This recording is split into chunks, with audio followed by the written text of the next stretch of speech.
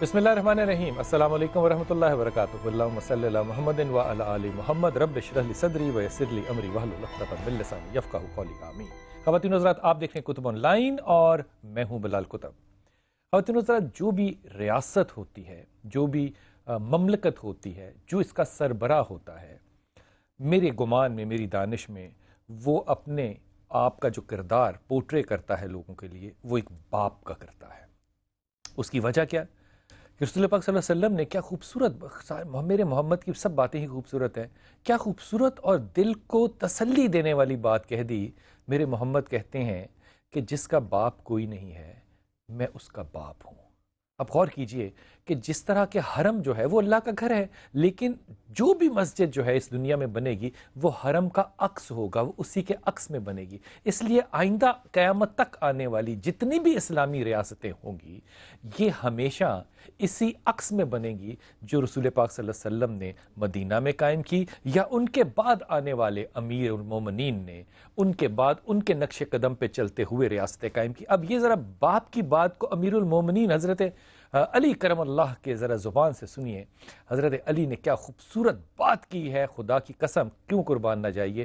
اس سے زیادہ اچھی ڈیفینیشن جو ہے نا ایک باپ کی، شاید زمانے میں آپ قیامت تک نہ سن سکیں۔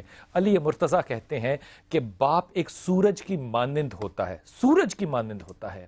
جب دہکتا ہے، جب چمکتا ہے تو اس کی تپش جو ہے وہ محسوس ہوتی ہے، اور یہی وہ تپش ہے جس سے شاید ہم نالاں بھی ہوتے ہیں۔ لیکن جب سورج غروب ہو جاتا ہے تو چاروں اطراف میں گھپ اندھیرا ہو جاتا ہے۔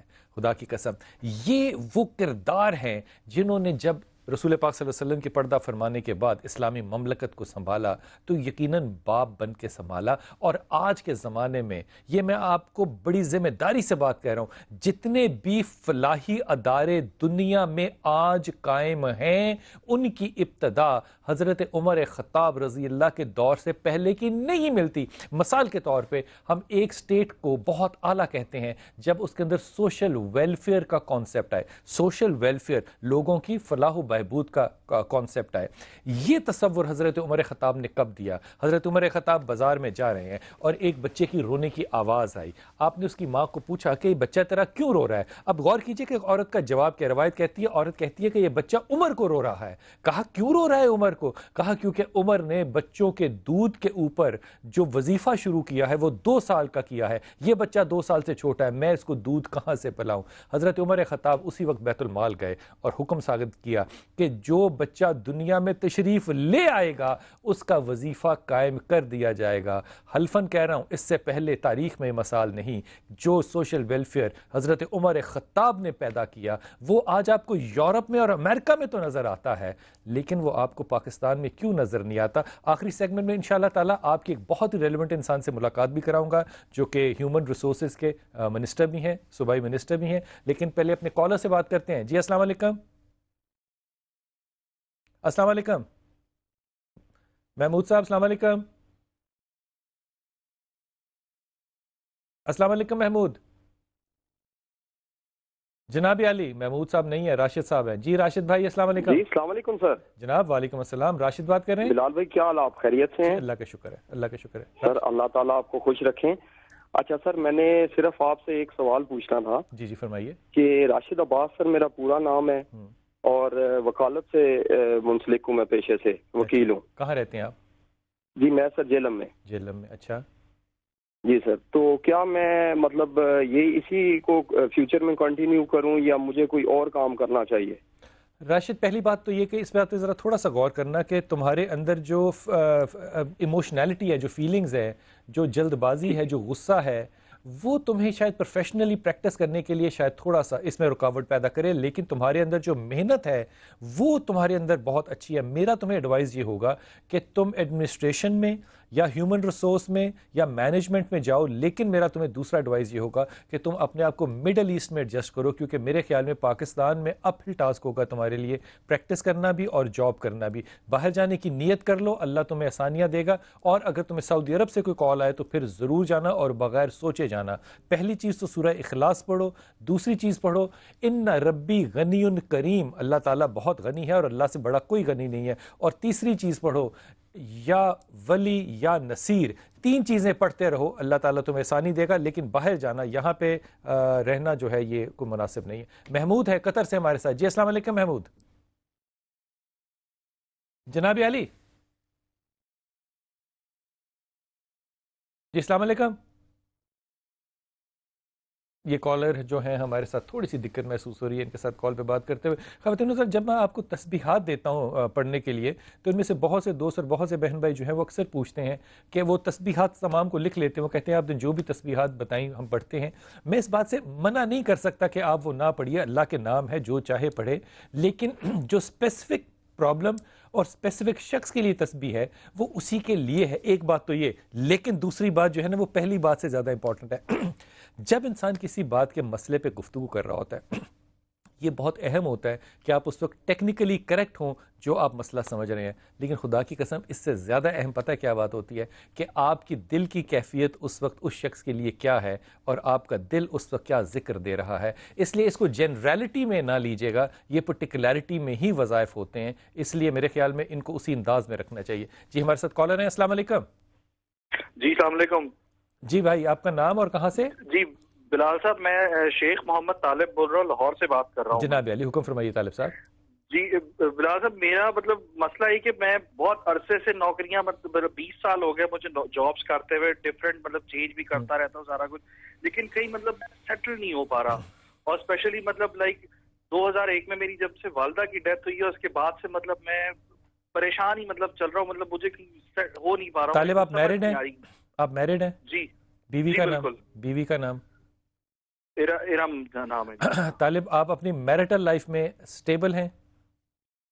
جی ٹھیک ہوں۔ ٹھیک ہے، میں اور سٹیبل ہونے میں بڑا فرق ہوتا ہے نا یار۔ آپ اچھے شریف آدمی، طالب پہلی بات ہے کہ آپ بہت اچھے اور بہت شریف آدمی ہو۔ دوسری بات یہ، اس بات کو نا سینے سے سمجھنا، سینے کے کانوں سے سننا۔ تمہارے اندر اتنا زیادہ سمندر ہے نا جس میں ہر چیز سمو جاتی ہے کہ یہ بات بڑی مردانگی والی ہے، لیکن پھر انسان اس میں تنہا ہو جاتا ہے۔ یہ جو تم نے والدہ والی بات کی ہے، یہ اللہ تعالیٰ کرے کہ سب کی مائیں سب کے باپ جو ہے ان کے سروں پہ سائے ان کے قائم رہیں، لیکن یہ ڈپریشن ہے جس کا کہ آپ ذکر کر رہے ہیں طالب۔ میں آپ سے عرض کروں گا کہ آپ 3 چیزیں جو ہے میں آپ سے عرض کر رہا ہوں یہ پڑھو، اور پھر مجھے ضرور دوبارہ 2 یا 3 مہینے کے بعد بتانا کہ حالات کیسے ہیں۔ ایک تو پڑھا کرو طالب یا ولی یا نصیر، دوسرا پڑھا کرو لا حول ولا قوت الا باللہ، اور تیسرا پڑھا کرو سورہ اخلاص۔ اور یہ تینوں چیزیں جو ہے نا طالب آپ نے 24 گھنٹوں میں سے 25 گھنٹے پڑھتے رہنا ہے، پھر مجھے بتانا ایٹ لیسٹ 90 دن کے بعد کہ کیا صورتحال ہے۔ زینب ہے ہمارے ساتھ، السلام علیکم زینب۔ جی زینب، مجھے آپ کی آواز میرے بچے آ رہی ہے، حکم فرمائیے۔ آپ کو میری آواز نہیں آ رہی بھائی؟ جی بیٹا فرمائیے۔ جی زینب۔ السلام علیکم۔ وعلیکم السلام، جی میرا بیٹا۔ جی میں زینب بات کر رہی ہوں لاہور سے۔ میرے 2 مسئلے ہیں، ایک تو یہ کہ ہم لوگ کمبائنڈ فیملی رہتے ہیں، تو ہم چاہتے ہیں کہ ہم لوگوں کا نا اب خیر بڑے ہو گئے ہیں سب، اپنے اپنے پورشن، ہمارے 3 پورشن ہیں، آپ سب چاہتے ہیں کہ علیحدہ علیحدہ ہو جائے تینوں نا، گھر علیحدہ علیحدہ ہو جائے، ہمارا گھر بک جائے، اکٹھا بکے، اچھے ریٹ پہ بکے۔ 1-1.5 سال سمجھے ہو گیا ہے کہ ہم لگے ہوئے ہیں اس کام کے پیچھے کہ ہم سے کیا مراد ہے؟ کوئی اچھا زینب ہم سے کیا مراد ہے؟ جی ہم سے کیا مراد ہے؟ ہم کون؟ سارے اتفاق کر رہے ہیں اس بات پہ کہ اکٹھا بھی کے نا سب چاہ رہے ہیں، یہ نہیں کہ اللہ رحم کرے کوئی لڑ جھگڑ کے، نہیں، اکٹھا سب چاہ رہے ہیں کہ بکے، سب پوشن والے چاہ رہے ہیں۔ تو ایک تو یہ بات ہے، اور دوسری نا میرے رشتے کی بات ہے۔ میرا رشتہ آتا ہے، ایک پچھلا رشتہ آیا ہے، تو اس کے بعد دیکھ کے چلے جاتے ہیں، بڑے خوش باز آتے ہیں، لیکن بعد میں کوئی فون کر کے نہیں کہتا ہاں ٹھیک ہے۔ زینب آپ کی والدہ کا کیا نام ہے؟ میری امی کا نام معروفہ۔ کیا نام ہے؟ معروفہ۔ معروفہ۔ اور والد کا نام؟ والد کا نام ہے شہزاد۔ اور اب ایک اور بات، ابھی میرا ایک رشتہ آیا ہے، مجھے اتوار کو دیکھ کے گیا، اس لڑکے کا نام ہے غضنفر اور اس کی امی کا نام ہے راحت، وہ حیات نہیں ہے، وہ وفات پا گئی ہے۔ تو اچھا لگا ہے، استخارہ بھی کروایا، میری امی استخارے کے بغیر نہیں کوئی کام کرتی۔ کس سے کرواتے ہیں آپ استخارہ؟ بھی کروایا تو بڑا صحیح لگا۔ کس سے کرواتے ہیں استخارہ آپ؟ جی کس سے کرواتی ہیں آپ استخارہ؟ وہ ہیں ہمارے ایک جاننے والی ہیں۔ ٹھیک۔ تو نا وہ بھی اللہ تعالیٰ کا مشورہ بے حد اچھا آیا، تو میرا بھی مائنڈ تھا اس کے مطابق بھی تھا، اور دوسرا یہ کہ استخارہ بھی بہت اچھا آیا، تو بڑا تھا کہ اللہ میاں ان کی طرف سے ہاں آ جائے، اچھا۔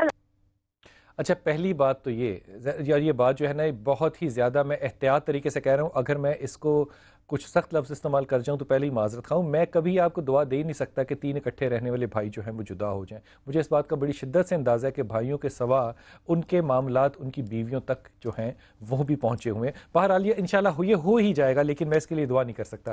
دوسری بات یہ کہ غضنفر سے آپ کا رشتہ میرے بچے کبھی کسی صورت ہونا ہی نہیں ہے. تیسری بات یہ کہ جو یہ طریقہ کار ہے کہ وہ آپ کسی سے کہیں کہ ہمارے لیے یہ استخارہ کرے، انتہائی نامعقول بات ہے. استخارہ آپ کے اور آپ کے خدا کے درمیان ایک ذاتی تعلق اور ایک ذاتی پیغام رسائی ہے. اگر یہ کوئی اور کرے گا تو یہ معاملہ ایسا نہیں ہے. اللہ کے رسول نے اس کی جو تبلیغ کی وہ اس طرح سے کی کہ 2 رکعت کے بعد آپ نے اس کی دعا مانگنی ہے اور پھر ڈوری اللہ پہ چھوڑ دینی ہے. اس میں کوئی نیلے پیلے لال گلابی خواب بھی نہیں دیکھنے. لیکن یہ غضنفر والا رشتہ جو ہے نا زینب، یہ مجھے بالکل بھی، اگر یہ ہو بھی جائے گا تو یہ رشتہ ٹھہرے گا نہیں، یہ پھر ٹوٹے گا. اس لیے اس رشتے کے اوپر چاہے اچھا لگا ہو اس پہ تکیہ نہ کرنا، اگلے رشتے کا انتظار کرنا. یا ولی یا والی، لا حول ولا قوت الا باللہ، یہ 2 چیزیں پڑھو، اللہ تعالیٰ تمہیں ہر کام میں آسانی دے گا. ریحانہ ہے ہمارے ساتھ. السلام علیکم ریحانہ. السلام علیکم. وعلیکم السلام. جی میرا بیٹا، میں نے پہلی فرسٹ ٹائم کال کی ہے، لیکن مجھے سمجھ نہیں آ رہی میں بات کیا کروں. بات یہ ہے کہ گھر میں کبھی نہ کبھی میں نا پریشان رہتی ہوں. اچھا، اور کیوں ہوتی ہیں ریحانہ آپ پریشان بیٹا؟ بس گھر میں کوئی بھی چھوٹا سا بھی مسئلہ ہونا، آپ اگر آپ ٹی وی بند کر دیں گی نا اس کا تو مجھے میری کوئی حل آواز آپ کو بڑی بہتر آئے گی، چاہے اور آپ بچوں کی کی آواز طرف بھی سے بہتر آئے چاہے گی. گھر کی طرف سے. اچھا ریحانہ ذرا ٹی وی کو ذرا بند کر دو اور فون پہ ہی بات میرا اگر ٹی سنو. وی پتر مجھے بھی اس کی آواز آ رہی ہے. جی. ریحانہ پہلی بات تو یہ کہ شوہر کا کیا نام ہے؟ ریحانہ شوہر کا نام کیا بیٹا؟ ناصر جمیل. ناصر جمیل میں کوئی مسئلہ نظر آتا ہے تمہیں؟ جی. کیا ناصر جمیل میں کوئی تمہیں پرابلم نظر آتا ہے؟ جی. ناصر جمیل میں کوئی مسئلہ نظر آتا ہے؟ جی نہیں، ٹھیک نہیں ہے، ان کی طبیعت ٹھیک نہیں ہے. آپ اس میں کوئی مسئلہ نظر آتا ہے؟ اس میں کوئی برائی، کوئی تمہیں ایسی چیز جو کہ اس کی ناپسند ہو، وہ کیا ہے؟ نہیں، مسئلہ تو یہ ہے، وہ پہلے تو دبئی میں تھے، اب وہ گھر آ گئے ہیں. یہ مسئلہ ہے؟ ہاں جی. تو بچوں کا بھی کام ایسا ہی ہے بس. ریحانہ خدا کا نام لو، اللہ کی ولی، اللہ کی ولی، میری پیاری چھوٹی سی بہن. کال کی، مجھے سمجھ نہیں آ رہی کہ میں بات کیا کروں. تمہیں صرف کال نہیں سمجھ میں آ رہی، تمہیں زندگی بھی نہیں سمجھ میں آئی آج تک. یہ جو معاملات ہیں نا ریحانہ، یہ انتہائی نامعقول ہیں. کہ وہ گھر آ گیا، وہ دبئی رہتا تو اچھا تھا، اب پیسے کم آ رہے ہیں، اب وہ بیمار ہو گیا کیونکہ اس پہ جبر ہے کہ وہ کام نہیں کر رہا. یہ معاملات جو ہیں، یہ اتنا بڑا ڈنڈا لے کے جو تم دنیا میں پھر رہی ہو نا، یہ تمہاری پریشانی میرے خیال میں تو ختم ہونے والی نہیں ہے، اس زندگی میں تو نہیں ہے کم از کم. کیونکہ میں تمہیں کہہ بھی رہا ہوں نا کہ ڈنڈا چھوڑ دو، تو ریحانہ تم سے ڈنڈا چھٹنا نہیں ہے. اور پھر ایک بات میری ذہن میں رکھنا کہ یہ جو بیماری ہوتی ہے نا نروز کی، جس میں کہ انسان اپنے مسلز کو چھوٹتا چلا جاتا ہے، مجھے نہیں پتا اس کو کیا کہتے ہیں، ذہن اپنے جسم کے ساتھ کوارڈینیٹ نہیں کرتا. اس بیماری کے انتظار میں تم خود بیٹھی ہو اور اس کے باوجود تم خوف خدا میں نہیں اور تم ڈنڈا لے کے چل رہی ہو. آیت کریمہ پڑھو، لا حول ولا قوت الا باللہ پڑھو، اور یا ولی یا نصیر پڑھو، اور خدا کے واسطے اپنے شوہر کا پیچھا جو ہے نا اس کو چھوڑو نا، اس پہ آسانی کرو اور مہربانی کرو. اب اس کو اس عمر میں کام کے لیے مت کہنا، وہ سخت بیمار ہوگا. خواتین چھوٹا سا وقفہ لیتے ہیں اور واپس آ کے آپ سے عرض کرتا ہوں کہ حضرت عمر خطاب نے اپنی طبعی زندگی میں جب تک پڑھتا نہیں فرمایا تھا، آپ کو یقین ہی نہیں آئے گا کہ سوشل ویلفیئر کے جتنے کام کیے تھے، آج بھی وہ مکمل ڈپارٹمنٹ جو ہے دنیا کا کوئی ملک نہیں ہے سوائے حضرت عمر خطاب کے زمانے کے جو ان کو پورا کر سکتا. السلام علیکم ورحمۃ اللہ وبرکاتہ.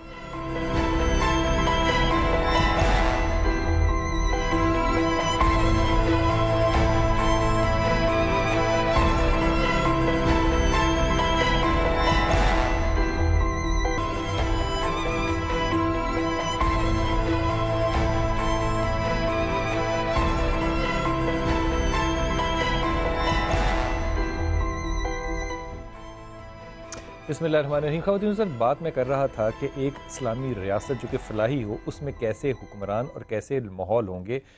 حضرت عمر خطاب، یقین کیجئے کیا ہستی ہیں یہ کہ اپنے اس مختصر دور میں 10 سالہ مختصر دور میں آپ نے 80 سے زیادہ 80 سے زیادہ ادارے بنائے، جن میں آج آپ پٹواری کا نظام دیکھتے ہیں حضرت عمر خطاب نے بنایا، آج آپ پولیس کا نظام دیکھتے ہیں حضرت عمر خطاب نے اسٹیبلش کیا، آج آپ دیکھتے ہیں سوشل ویلفیئر کہ جو بچہ اس ملک میں جہاں پہ کہ امیر کی حکومت ہے پیدا ہو گیا وہ حکومت کی ذمہ داری ہے۔ اب غور کیجئے کہ یہاں پہ حضرت امیر المومنین عمر خطاب جو ہیں وہ ایک جگہ جا رہے تھے تو تھک کے ہارے آئے، بیٹھے اپنے دفتر میں کام وام کیا اور اٹھ کے گھر چلے گئے آرام کرنے کے لیے۔ پیچھے سے ایک آدمی آیا اور اس نے کہا عمر خطاب فلاں شخص نے میرے ساتھ زیادتی کی ہے، آپ میرے سے چلیے اور میرا کام کرائیے۔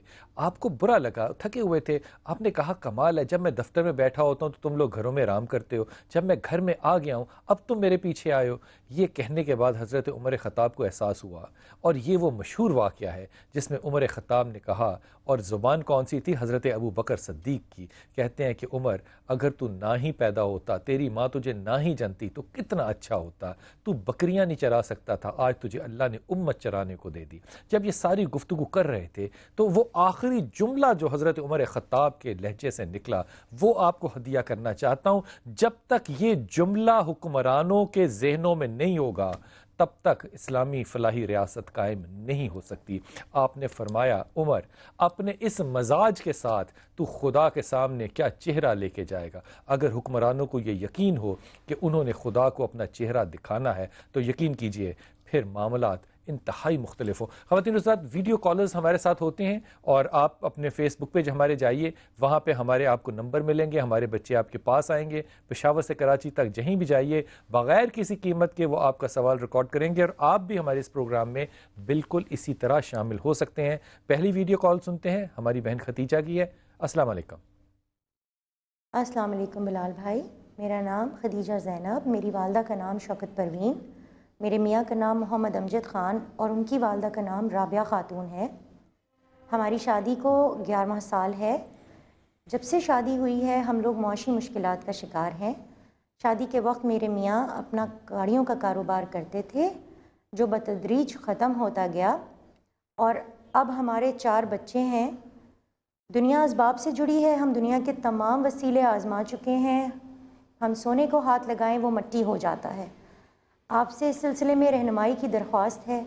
دوسرا مسئلہ یہ ہے کہ میرے 4 بچے ہر وقت بیمار رہتے ہیں، اور میرے بچوں کے نام خولا خوشبخت، احمد عمر، محمد یوسف خان اور جویریہ خوشبخت ہیں۔ پہلی بات تو یہ ختیجہ کہ پہلی بات تو میں یہ بتاؤں کہ اگر میں تمہیں یہ مشورہ دوں اور سنت رسول پہ چلتے ہوئے کہ جب کوئی شخص آیا رسول کے پاس کہ میرے پاس روٹی نہیں ہے، کھانے کو کم ہے، آپ نے کہا دوسرا نکاح کر لو، دوسرا تیسرا چوتھا کر لو، یہ مشورہ میں آپ کو دوں گا تو ظاہر آج کے معاشرے میں آپ کو میرا ہی مشورہ اچھا نہیں لگے گا۔ دوسری بات یہ کہ معاملہ سونے کو ہاتھ لگا کے مٹی سے لگانے والا نہیں ہے۔ آپ اگر اپنے اس خوبصورت لہجے کے ساتھ اپنے منہ کی بات کو اپنے منہ تک رکھنا سیکھ لینا تو یقین کیجئے کہ آپ کا شوہر بہتر فیصلے اور بہتر ڈیسیژنز کر سکتا ہے۔ ہر بات میں جب مشورہ آپ کا ہوگا اور آپ کی انٹرفیئرنس اور آپ کی خبر ہوگی ہر چیز میں تو پھر معاملات جو ہیں ایسے چلیں گے، لیکن یہ انشاءاللہ تعالیٰ بہتر ہو جائیں گے، بہت اچھے ہو جائیں گے۔ دوسری بات یہ کہ آپ نے بچیوں کے جو نام رکھے ہیں یہ بہت ہی زیادہ ٹف اور کیا کہنا چاہیے نک چڑے نام اور ڈیفیکلٹ پرسنالٹیز ہیں تمام۔ میں آپ سے عرض کر رہا ہوں جو یہ آپ نے تو پڑھنا ہے، اپنے شوہر سے کہنا ہے کہ وہ ضرور پڑھے، اور اس معاملے میں تھوڑا سا ڈھیلا پن کرنا، بہت وزن اور پیچھے فالو اپنا چیزوں کو کرنا۔ ایک تو اسے کہنا کہ سورہ اخلاص کی تلاوت ہر وقت کرے، 1 2 یا ذل جلال والاکرام 3، اور تیسرا ان ربی غنی کریم، یہ 3 چیزیں پڑھے۔ خدا کی قسم یقین کیجئے خدا رزق کے دروازے آپ کے دروازے تک لائے گا۔ ہمارے ساتھ کالر ہیں، ان کا نام نہیں میں آپ سے شیئر کرتا، ان کا سوال سنتے ہیں۔ میرے ہسبینڈ 6-7 سال باہر رہے ہیں کینیڈا میں، لیکن پیپر نہیں بنے، واپس آ گئے۔ اس کے بعد یہاں پہ بھی انہوں نے بہت کوشش کی کسی اچھے ملک جانے کی، لیکن وہ بھی کوئی کام نہیں بنا، اور ایجنٹ وغیرہ نے پیسے ہی کھائے ہیں۔ اب وہ ملیشیا گئے ہیں لیکن وہاں پہ بھی کام کا کوئی سلسلہ نہیں ہے۔ اور دوسرا یہ کہ ایک ہیں سر یا قاری اصغر، ان کے تھرو ہم نے نا آسٹریلیا کی امیگریشن اپلائی کرنی ہے، تو آپ بتائیں گے کہ یہ کام ہوگا کہ نہیں، یا صحیح رہے گا کہ نہیں؟ اور دوسرا یہ کہ میری شادی کو 4 سال ہو گئے ہیں، اولاد بھی نہیں۔ پہلی بات تو یہ میرے بچے کہ شوہر آپ کے پاس رہے گا تو اولاد ہوگی نا. اولاد اس طرح تو نہیں ہوتی کہ وہ ساری دنیا کے چکر لگاتا رہے اور آپ کے ہاں اولاد ہو جائے, کتنی نامعقول بات ہے. دوسری بات یہ کہ آپ دونوں میاں بیوی کے جو ٹیمپرامنٹس ہیں نا, جو ناک ہیں, یہ ماشاء اللہ تعالیٰ اچھے خاصے زیادہ ہیں. پھر اللہ سے دعا کرو کہ اللہ ان ناکوں کو زمین پہ لائے اور آپ کی گود جو ہے وہ بھری کرے انشاءاللہ. عمر جو ہے میرا نہیں خیال کہ اس کو کسی بھی اور جگہ جانا چاہیے سوائے مڈل ایسٹ کے, اور مڈل ایسٹ میں سوائے سعودی عرب کے اس کو اور کہیں نہیں جانا چاہیے. آسٹریلیا جا سکتا ہے لیکن یہ قاری ایماندار آدمی مجھے کم از کم سمجھ میں نہیں آتا. میری درخواست آپ سے یہ ہوگی کہ یہاں پہ پیسے ضائع مت کرنا, اور اگر جانا ہے تو ویزا لے کے سعودی عرب کی ٹرائی کرو, ایک بات. دوسری بات یہ کہ سورہ اخلاص کی تلاوت کرو, ایک میاں سے بھی کہو, عمر سے بھی کہو, لا حول ولا قوت الا باللہ. اور تیسری جو تلاوت ہے وہ 3 لفظوں کی, یا سلام یا مومن یا اللہ. جب تک یہ کرتے رہو گے اللہ تعالیٰ آسانی فرما دے گا انشاءاللہ تعالیٰ. خواتین استاد, کراچی سے ہمارے ساتھ ایک اور کالر ہے, ان کا سوال سنتے ہیں. السلام علیکم. السلام علیکم بلال بھائی, میرا نام احمد رضا ہے, میری والدہ کا نام یاسمین ہے. میرے آپ سے 3 سوالات ہیں. پہلا سوال یہ ہے کہ میری جاب کا مسئلہ چل رہا ہے, اس میں آج کل بہت زیادہ ڈاؤن سائزنگ وغیرہ, ریٹریشمنٹ وغیرہ کے مسئلے مسائل چل رہے ہیں. تو کیا میں اس جاب کو آگے کنٹینیو کروں یا بزنس کی سائڈ پہ موو ہو جاؤں, یا میں باہر کینیڈا اپنی سسٹر وغیرہ کے ساتھ وہاں رہائش کے لیے اپلائی کر لوں؟ تو اس کے لیے آپ مجھے کائنڈلی کچھ بتائیے. دوسرا یہ ہے کہ میری شادی کا بہت زیادہ مسئلہ ہے. جب بھی ہم لوگ گھر کے اندر شادی کی بات بھی کرتے ہیں تو یہ لڑائی جھگڑے شروع ہو جاتے ہیں. سنس 2006 ٹو ٹل یہ مسئلے مسائل چل ہی رہے, ایون خاندان میں ہو یا باہر کی ہو یا کوئی بھی دوست بھی ہو, لیکن ایون پرابلمس اپنی جگہ پہ اسٹینڈ ہوئے ہوئے ہیں, مسئلے چل ہی رہے ہیں اس کے. اور تیسرا مسئلہ میری طبیعت کا ہے, اس کے اندر پیٹ کا مسئلہ چل رہا ہے, اس کے اندر فشولا کا مسئلہ آتا ہے ہر 2-3 سال کے اندر. اس کا مسئلہ ابھی تک حل نہیں ہو رہا. 3 سال پہلے آپریشن بھی کروایا, ابھی واپس یہی چیز ریپیٹ ہو گئی ہے. تو کائنڈلی پلیز مجھے اس کے بارے میں کچھ بتائیے اور روشنی ڈالیے کہ میں اس کو کس طرح سے آگے کنٹینیو کروں. شکریہ, السلام علیکم. تیسری بات سے شروع کرتا ہوں. پہلی بات تو یہ کہ آپ کو ایک اور چیز ہے, جو آپ نے فسٹولا بتایا, یہ تو ایشو ہے. مجھے نہیں پتا کہ سرجری کے بعد یہ کیوں ٹھیک نہیں ہونا چاہیے تھا, لیکن آپ کو اریٹیبل باؤل سنڈروم, جس میں کہ کبھی آپ کو قبض رہے گی, کبھی آپ کا پیٹ خراب رہے گا, یہ چیزیں آپ کے ساتھ رہیں گی. اس لیے یہ تو طریقہ ایک میڈیکل سائنس کا ہے کہ آپ نرم غذا رکھو. اور میں آپ سے عرض کروں کہ اگر آپ کچھ عرصے کے لیے گندم کو چھوڑ دو اور مکھن کو زیادہ, اور سفید رنگ کے مکھن کو اپنی ڈائٹ میں زیادہ استعمال کرو, آپ کو اندازہ ہوگا کہ اس سے آپ کو کتنا فائدہ ہوگا. ہائیجین بہت اچھی رکھنی ہے آپ کو, یہ آپ کو اس بات کا اندازہ ڈاکٹر نے ضرور دیا ہوگا. دوسری بات یہ کہ شادی گھر والوں نے آپ کی نہیں کرنی ہے, اور خصوصاً اس میں والدہ کی اسسٹنس آپ کو بالکل نہیں ہوگی. تیسری بات یہ کہ آپ کو اپنی شادی کے لیے خود ہی تکلیف کرنی پڑے گی, جو کہ انشاءاللہ آپ کر لو گے. چوتھی بات یہ کہ باہر جانے سے زیادہ اور کوئی اچھی بات نہیں ہوگی, کیونکہ آپ کا کیریئر مجھے کم از کم یہاں پہ بہت کم نظر آتا ہے, کیونکہ آپ جذباتی بھی ہو اور رومانٹک بھی بہت ہو. آپ میرے خیال میں باہر ضرور چلے جاؤ. خواتین نظر چھوٹا سا وقفہ لیتے ہیں اور واپس آتے ہیں, اور انشاءاللہ کوشش کروں گا کہ آپ کی ملاقات جو ہو وہ پاکستان میں ایک ایسے شخص سے بھی ہو جو کہ صوبائی وزیر بھی ہیں, اور لیبر کے اوپر جو فلاح و بہبود کے فیصلے کرنے ہیں یہ انہوں نے کرنے ہیں. واپس آئیے. السلام علیکم ورحمۃ اللہ وبرکاتہ.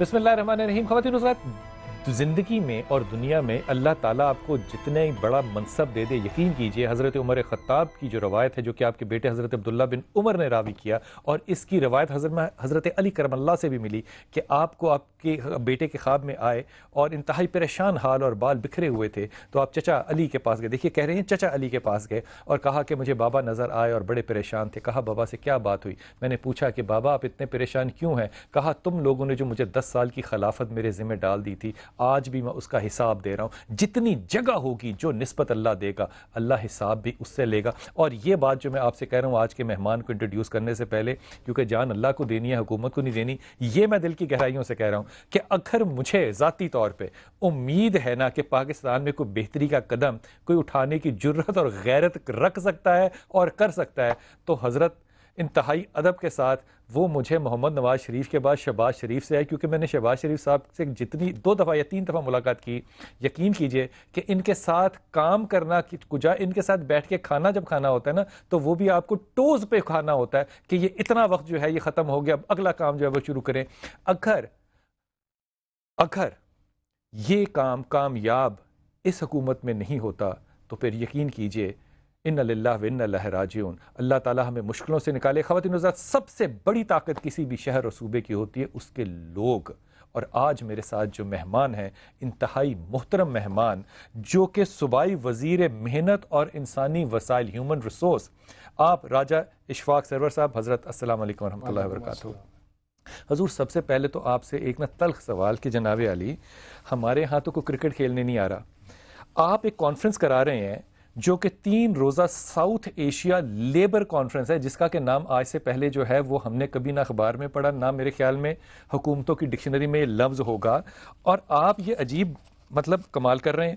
سری لنکا آ رہا ہے، اس کے بعد جناب انڈیا آ رہا ہے، 2 منسٹرز آ رہے ہیں، بھوٹان آ رہا ہے، افغانستان آ رہا ہے، بنگلہ دیش آ رہا ہے، نیپال آ رہا ہے، مالدیوز آ رہا ہے، چائنا آ رہا ہے، ترکی آ رہا ہے۔ حضور یہ کانفرنس آپ کیوں کرا رہے ہیں، اور اتنے سارے ملک اکٹھے کر کے آپ کیا حاصل کریں گے؟ دیکھیں جی، اس ریجن میں جنوبی ایشیا کے ممالک کے لیبر قوانین اور لیبر پالیسیز کو ہم نے انٹرنیشنل لیبر سٹینڈرڈ کے ساتھ ہم آہنگ کرنا ہے۔ جو لیبر کنونشنز، جو ILO کے کنونشنز ہیں جن کو ہم نے ریٹیفائی کیا ہے، ان کنونشنز پہ اب عمل درآمد بھی کرانا ہے۔ اس کا مطلب جو چائنا میں ایک لیبرر کے حقوق ہوں گے وہ پاکستان میں بھی ہوں گے۔ اس ریجن میں چائنا سے ہمیں بڑے سیکھنے کو ملا ہے، اسی طرح ٹرکی، یہ ہمارے 2 ایسے دوست ممالک ہیں۔ تو ساؤتھ ایشیا کے علاوہ ہم چائنا اور ٹرکی سے بھی اپنے دوست ممالک کو اس میں مدعو کر رہے ہیں، اور اس میں آپ کو سن کر خوشی ہوگی کہ total number of foreign delegates تقریباً 80 کے قریب ہیں جو اس کانفرنس میں 3 دن لاہور میں ہوگی، اور اس میں ہمارے 7 پوائنٹس ہیں جن پہ ہم نے اس میں ورک کرنا ہے، اور اس پہ ILO کے کنونشنز کے مطابق اس پہ کمپلائی کرنا ہے۔ ILO سے مراد ہے انٹرنیشنل لیبر آرگنائزیشن، جی، ان کے حوالے سے، اور اس میں ہم نے مزدوروں کے حالات کو بہتر کرنا کہ پیداواری صلاحیت کو بڑھایا جا سکے اور مقابلے کا رجحان پیدا ہو سکے، اور یہاں سے جو ہمارے لوگ لیبر مارکیٹ کی معلومات کو بہتر آپس میں تبادلہ خیال کرنا، کیونکہ اس ریجن کے مشترکہ مسائل ہیں، اور جو لیبر ایکسپورٹ ہے ہماری یہاں سے ہوتی ہے، وہ ہمارا ایونچولی جو جہاں جاتے ہیں، جہاں ان کو جو انوائرمنٹ میں جاتے ہیں، وہاں جو پرابلمز فیس کرتے ہیں وہ بھی مشترک۔ حضرت ہمارے ہاں آپ کو نہیں لگتا کہ پاکستان میں 2 یا 3 ایسی چیزیں جو کہ بڑی الگ سے ہیں؟ مثال کے طور پہ عورتوں کو ہم بڑا زیادہ ایکسپلائٹ کرتے ہیں لیبر میں یہاں پہ، پھر ہمارے ہاں ایک جبری مشقت کا کانسیپٹ ہے، جیسے بھٹے پہ یا کہیں بھی کسی بھی جگہ پہ، ایون ڈومیسٹک سرورز میں آپ پیشگی ان کو دے دیں، پھر ساری زندگی آپ ان کو غلام رکھیں۔ ان موضوعات پہ بات یا ان میں کوئی درستی یا قانون سازی ہوگی؟ آپ نے انیشل جو آپ کی سٹیٹمنٹ تھی اس میں بڑی کچھ کہہ دیا، تو میاں شہباز شریف صاحب، آپ کو سن کر یہ خوشی ہوگی کہ پہلی جو لیبر پالیسی قوانین وہ میاں نواز شریف صاحب نے 1985 میں جب چیف منسٹر آئے تھے اس وقت دیے تھے، اور انہی پہ ابھی عمل درآمد، مگر میاں شہباز شریف شب و روز جس طرح آپ نے کہا ہے، اور ان کا بہت بڑا فوکس ابھی ان باتوں کی طرف ہے جو آپ نے کی۔ خواتین، home based workers, home based خواتین وہ ہیں جو گھر سے اپنا کام کرتی ہیں، جس طرح سنگھار، کریشیا، فٹ بال، دوسرے کام کرتی ہے، بڑی انڈسٹری ہے، اور بہت بڑی انڈسٹری ہے، اور انہی کے آپ جائیں لنڈن ہیریڈز پہ بیٹھے ہوئے ہیں، اور ان کی وہ جو چیز اس نے 20-100 روپے میں بیچی ہوتی ہے وہ شاید 100 پاؤنڈ میں بک رہی ہو، مگر the middle man is making the منی، جو درمیان کا آدمی ہے وہ پیسہ، اور انہیں ایکسپلائٹ کیا جا رہا ہے۔ ہم اس کو فوکس کر رہے ہیں، ہوم بیسڈ ورکرز کو۔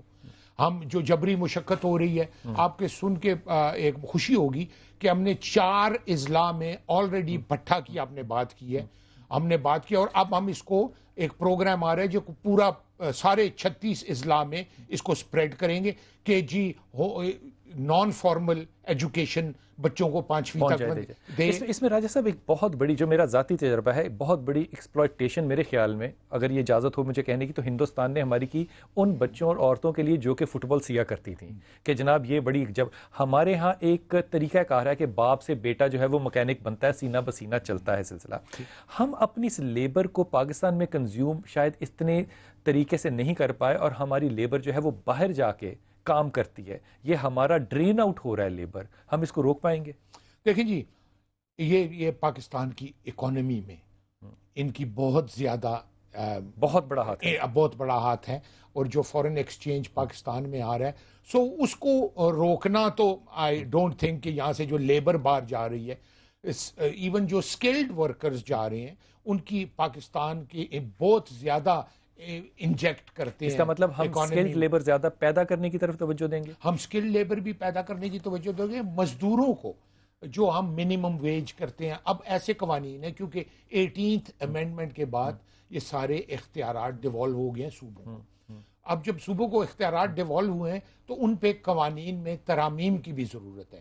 اب پہلی دفعہ ہوا ہے کہ ہم ترامیم کرنے، صوبے اپنی ثوابدید استعمال کریں. ہم ترامیم کی، ہم نے صوبائی اسمبلی میں ترامیم کی ہیں بہتری کے لیے. میں یہ نہیں کہتا کہ سب کچھ ٹھیک ہو گیا، مگر راستہ تو ٹھیک ہو جائے نا بہتری کی طرف. وہ جو آپ نے مینشن کیا ہے کہ ابھی نہ ہوا تو پھر کب آئی پرومس یو، جو ابھی پولیٹیکل ول اور جو سوچ ہے اور جو ہمیں ایز اے منسٹر ہمیں اختیار اور جو ہمیں پیچھے ہمارا وہ ہاتھ ہے. ادب سے بات کروں، پولیٹیکل وش اور ول کا ڈنڈا جو اب ہے وہ پھر آئندہ نہیں ہو سکتا. سر یہ جو بجٹ آ رہا ہے اس میں کوئی ویلفیئر کے نظریے کے تحت جو بیسک سیلری ہے، منیمم سیلری ہے، اس پہ کوئی نظر ثانی؟ میں آپ کہ first time in the history Punjab اپنی لیبر پالیسی دے گا اس دفعہ 1 مئی کو. کیا بات ہے! تو کیونکہ ڈیوالو پنجاب اپنی لیبر پالیسی جی ہماری کیونکہ ڈیوالو ہوئے ہیں اختیارات، سو ہم لیبر پالیسی دے رہے ہیں 1 مئی کو چیف منسٹر پنجاب کے حکم پہ. اور اس لیبر پالیسی میں آپ حیران ہوں گے کہ اس لیبر پالیسی میں میجورٹی آف دا مٹیریل وہی ہوگا جو میاں نواز شریف صاحب نے 1985 میں انیشیٹ کیا تھا. سو ہم اس کو کرنے جا رہے ہیں، اس میں یہ سارے پوائنٹس جو ہیں وہ ایڈریس ہوں گے. اور خاص طور پہ دا انوائرمنٹ جس میں جا کے مزدور کام کرتے ہیں. اچھا، میں جب یہ کہتا ہوں نا تو ہو سکتا ہے کسی کو سننے اور دیکھنے والے کو یہ لگے کہ میں شاید پرو نون گورنمنٹ کے لیے کہہ رہا ہوں. بالکل بھی نہیں، کیونکہ یہ جو 2 بھائی ہیں اور ان کے جو والد صاحب محروم ہیں، یہ جہاں سے مکلوڈ روڈ سے جہاں سے چلے تھے، ان لوگوں کو لیبر کلاس کا، کارخانے کا، ان کو اندازہ ہے کہ جو بیسک اور باٹم لائن ہوتی ہے اس کو استعمال کرتے ہوئے عروج پہ کیسے پہنچتا ہے. اور اتفاق فاؤنڈری جو ہے وہ اس کا ایک بہت بڑا اگزامپل ہے. اور میں ان کے اس آفس کو بھی مد نظر رکھنے کے لیے آپ سے درخواست کر رہا ہوں جو کہ ایجٹن روڈ پہ تھا، جہاں سے والد صاحب کو sir you will be surprised کہ یہ امید ہے well prepared he is because the chief minister has worked in this environment. وہاں پہ بریفنگ دے نہیں سکتے، آپ بریفنگ لے سکتے ہیں کیونکہ ان کو مزدوروں کی تکلیفات کو سمجھتے ہیں، کاروباری ضروریات کو سمجھتے ہیں، کاروباری ذہن ہے حضور. یہ جو GSP+ کا ہمیں یورپین نیشنز نے سٹیٹس دیا، ہمیں اس سے فائدہ ہوگا؟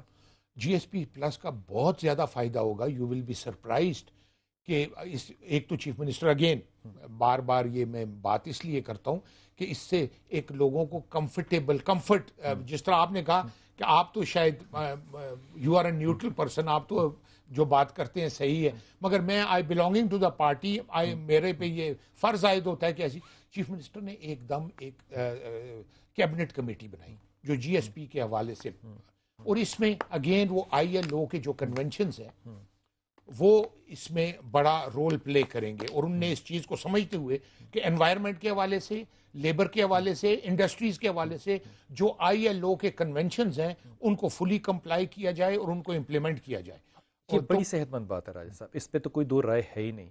یہ 80 ڈیلیگیٹس کا آنا جو ہے نا، یہ ایک کوئی چھوٹی بات نہیں ہے. پہلی بات تو یہ کہ 80 ڈیلیگیٹس ہیں، آپ ایک پنچ کریٹ کر سکتے ہیں.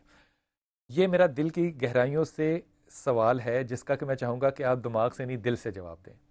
اگر آپ باہر جائیں تو ایک مزدور جو ہے وہ اسی ٹرین میں سفر کر رہا ہوتا ہے جس میں کہ پرائم منسٹر سفر کر رہا ہوتا ہے. اس کی بڑی بنیادی وجہ یہ ہے کہ وہاں پہ مزدور میٹرو میں اب یہی ہو رہا ہے جی میٹرو میں I understand اور وہ وہاں جا کے بھی کلاس ہوتی ہے. میٹرو میں بھی بڑے لوگوں کی میں نے کلاس ہوتے دیکھی ہے. حضور یہ فرمائیے کہ کیا مزدور کی جو عزت نفس ہے وہ بحال ہوگی؟ اگر ہم یہ مزدور کی عزت نفس، یہ تو ہمارا اسلامی حوالے سے بھی، اسلامی نقطۂ نظر سے بھی، اب کیونکہ آپ کے پروگرام کے حوالے سے تھاٹ کی یہ اسلامی نقطۂ نظر سے بھی، اگر کسی کا استحصال ہو رہا ہو، کسی کی عزت نفس وہ محسوس ہو، مجروح ہو رہی ہو، تو ایک مسلمان کا فرض بنتا ہے کہ اس کو اس کی عزت کا ایک، اور صاحب اقتدار جو لوگ ہیں جن کو اللہ کی ذات نے یہ عزت دی ہے، ان کا فرض بنتا ہے کہ ان کا تحفظ کریں.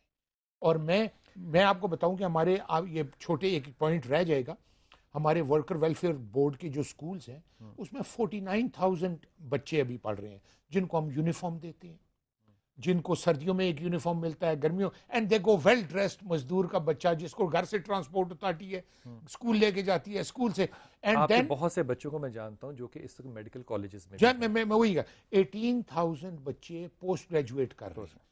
پوسٹ گریجویٹ جن کو پورا ان کی چھوٹی سے چھوٹی ریکوائرمنٹ سے لے کے ٹیوشن سب دی جاتی ہے. اچھا، میں ایک عرض کر دوں چھوٹی سی، شاید اس بات کا میں، بہت سے جو ایلیٹ سکولز ہیں پرپورشنلی ان کے بچے اتنے پوسٹ گریجویشن میں نہیں ہیں جتنے آپ کے سکولوں کے بچے پوسٹ گریجویشن. اینڈ جو ہمارے بورڈز کا رزلٹ تھا وہ 69% تھا، تو ہمارے ورکر ویلفیئر بورڈ کے جو بچے ہیں ان کا 89% رزلٹ تھا. اینڈ اب ہمارا اللہ کے فضل سے پہلا ایک ورکر کا بچہ PhD ابھی کر کے واپس آیا ہے. راجہ صاحب، وقت بالکل ختم ہو گیا. میں انتہائی ممنون ہوں، آپ نے بڑی تکلیف کی ہے، اور میں دعا گو ہوں کہ آپ اور آپ کے ساتھ آپ کی جو لیڈرشپ ہے، اللہ تعالیٰ ان کی نیت کا پھل اور اجر جو ہے وہ ہماری آنکھوں کے سامنے دے دے انشاءاللہ تعالیٰ. آپ بھی اور سننے والے بھی. ہمارے یہ جو ہمارا کنونشن ہم کرنے جا رہے ہیں، لیبر کنونشن، لیبر کانفرنس، مہربانی فرما کے ہمارے لیے دعا کریں. یہ پاکستان کے لیے دعا ہوگی، یہ ہماری حکومت یا ہمارے لیے دعا نہیں ہوگی. ایک پاکستان کا سافٹر امیج دنیا میں. ہماری دعائیں آپ کے ساتھ ہیں. بہت شکریہ، بہت شکریہ. خواتین حضرات، یہ جو بوجھ ہوتا ہے نا حکومت کا، یہ پتہ ہے کس طرح ہوتا ہے. اور پھر جب آپ ایسے کام کر لیں، اور پھر حضرت عمر خطاب کا واقعہ دیکھیے کہ آگ لگی اور مدینہ کبھی جانے کا اتفاق ہو، اللہ تعالیٰ کو لے کر جائے، تو مدینے سے پہلے کے جو پہاڑ ہیں وہ انتہائی سیاہ ہیں. وہ کس لیے سیاہ ہیں؟ حضرت عمر خطاب بیٹھے تھے مدینہ میں، تو لوگوں نے آ کے بتایا کہ جنگلوں میں آگ لگ گئی ہے اور آگ مدینہ کی طرف آ رہی ہے. یہ حاکم باہر نکلا، انصاف پسند تھا، زمین پہ کوڑا مارا اور آگ کو کہتا ہے تو حد ادب کو پار کرنے لگی ہے، تجھے اندازہ نہیں آگے حرم کی حدود ہیں. خدا کی قسم آگ وہاں رکی، اور آج بھی وہ پہاڑ جہاں آگ لگی تھی کالے، اور باقی پہاڑ سارے سرخ ہیں. اللہ کرے کہ اس ملک میں ایماندار حکومت جو ہے وہ اپنے اس ایمان کے ساتھ رہے جس طرح ہمارے امیر المومنین رہا کرتے تھے. اللہ تعالیٰ ان کے سائے اور ان کے قدموں کی خاک کے صدقے میں ہمیں کامیابی نصیب کرے. آمین ثم آمین یا رب العالمین. السلام علیکم ورحمۃ اللہ وبرکاتہ.